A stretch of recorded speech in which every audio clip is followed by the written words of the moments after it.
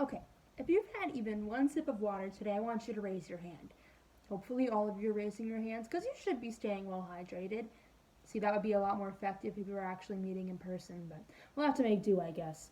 But when it comes down to it, our lives basically revolve around water. Whether it be drinking it, washing our hands, or showering, we often view water as a basic human right. But unfortunately for many, they aren't so lucky. Hi, my name is Annika, and today I'm going to be talking about the global water crisis. But more specifically, I'm going to be talking about ways that we can combat water purification. I'm qualified to talk about this because it's a topic that I'm very passionate about, and I've done quite a few projects and research in it in my engineering classes. So, before we get into our solutions, I just want to talk about the problem first. So, according to the United Nations, over 844 million people lack access to clean water, and over 2 billion people lack improved sanitation such as showers and running water. And of these 844 million people, over 262,800 of them are children. And not only is it a global crisis, but it is also an economic and educational crisis. See, 1 in 3 schools in lesser developed countries don't have access to running water, so kids can't focus entirely on education and have to focus on getting water as well. And annually, it costs lesser developed countries over $260 billion in resources and time that they could be working.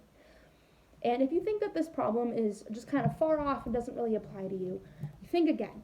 According to the Global Water Institute, they predict that by 2030, over 700 million people worldwide could be displaced by intense water scarcity. That's in 10 years.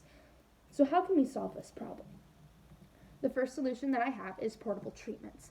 So this comes in a lot of different forms. Such as boiling, sort of like chemicals in water. There's chemical and mechanical treatments such as putting pills into water and distilling it. And then there's carbon filtering, distillation, and reverse osmosis. So how this works is there's carbon filtering, so it kind of like you put it in a tube and it filters through. And then this is distillation, so it's kind of just like a small portable machine that you put like the water through.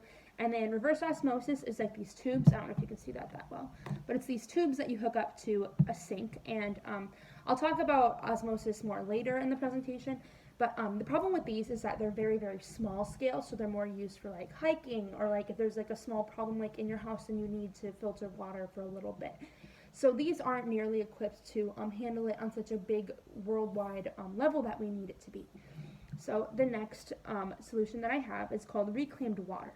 And these are actually really cool. So reclaimed water plants was first introduced in California in the 1970s. And what it does is it takes old water that's dirty and used and it kind of puts it through this process to make into brand new water that's able to be drinking and put through our pipes and like water with our lawns. And so how it works is it's 3 steps. So first the water goes through microfiltration, so it's filtered and just all like the bigger chemicals that are in it gets filtered out.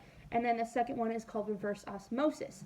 And so what reverse osmosis is if you remember from AP biology, is how it works is there's a higher contamination concentration and then it gets put through a semi-permeable membrane and comes out as a lower contaminant concentration. So there's still chemicals in there, but it's a lot less than beforehand.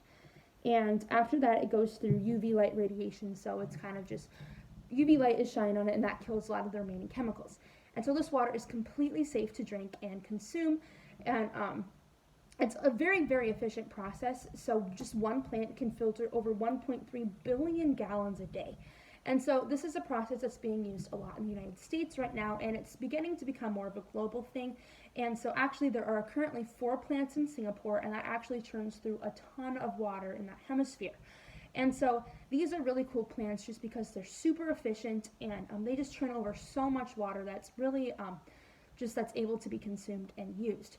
But a lot of people are misinformed on what these are, and they don't think that the water is safe to drink when it's perfectly drinkable, and it's honestly a lot safer than like water from a stream or something.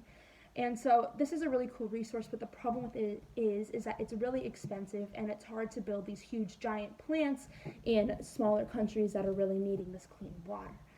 So after my research, I think that the best solution that we have is called mobile water treatment plants. And so these are really, really cool. So it's basically all the concepts from these plants are put into just kind of like a trailer. And these trailers can be as small as an RV to a huge semi-truck. And they're super cool. So according to, the US Geological Survey.gov, These buses are also really efficient, and they can turn anywhere from 45 gallons per minute into clean water to 1,400 gallons per minute into clean water. And so these are just really cost efficient, and they don't take up much space, and they're transportable, and they're very, very efficient. But the problem with these is that we need to find a way to get them overseas to these lesser developed countries. But I think that if we export the resources over there, it'd be a lot easier to build the vehicles and than it would be to build an entire plant. So, in summation, today we talked about the global water crisis and what a problem it's posing on lesser developed countries and soon to be posing on places such as the United States in just a couple of years. And so the processes that we talked about today were mobile treatment plants, water plants, and then also just handheld stuff. So I hope that you guys learned a lot about global water crisis, and that it's a really good topic to support, and it's just one that will soon become even pressing in our country, and it's affecting so many people. Thank you.